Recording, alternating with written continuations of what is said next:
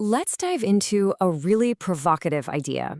What if every single school child in the country got the same level of funding as a private school student?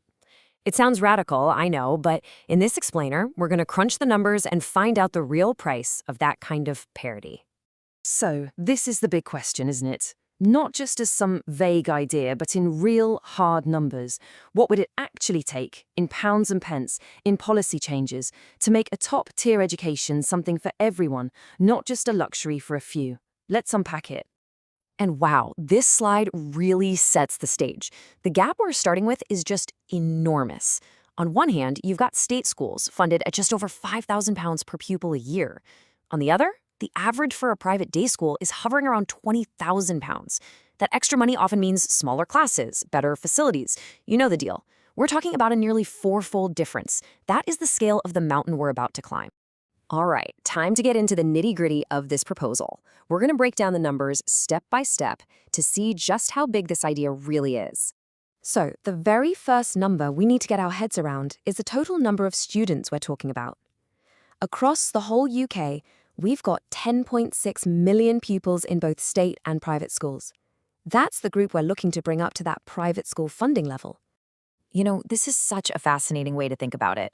That current state funding figure, a little over $5,000, has been described as being significantly cheaper than many people's annual commute. When you put it like that, it really makes you think about the value we place on a child's education, doesn't it? Okay, here we go. This is the moment we calculate that big headline number.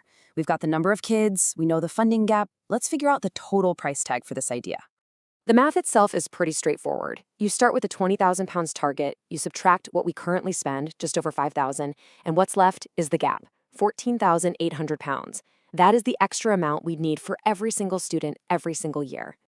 And here it is. This is where it all adds up. You take that funding gap, multiply it by 10.6 million students, and you land on a truly staggering number, £150 billion. That's the extra investment needed every year to turn this proposal into reality. Now, of course, that $150 billion is a solid estimate. But private school fees aren't all the same, so the source material gives us a more realistic range to work with. Somewhere between 140 and 180 billion pounds a year. It's a massive figure, no doubt about it. But that's the real calculated cost of treating every state-educated child like a private-educated one. So a number that big immediately makes you ask the next question, right? How on earth could we pay for that, and what would it do to the economy? Let's take a look at the immediate effects. This chart really helps put things in perspective. To raise an extra 150 billion, taxes as a slice of the economic pie, or GDP, would have to go up from about 37% to around 43%. Now, that's a big jump for sure, but it would just put the UK on par with some very successful economies, like Finland. It's a huge shift, but it's not off the charts. So what would actually happen to the economy? Well, the analysis boils it down to three main things. First, it's really just an accounting shuffle. Money that parents are already spending on private school fees just moves from a private column over to a public one. Second, it's a redistribution. It's a political choice about who pays more in tax and who stops paying fees. And third, economists think there'd be a small, short-run dip in GDP while the economy adjusts. And how big of a dip are we talking about?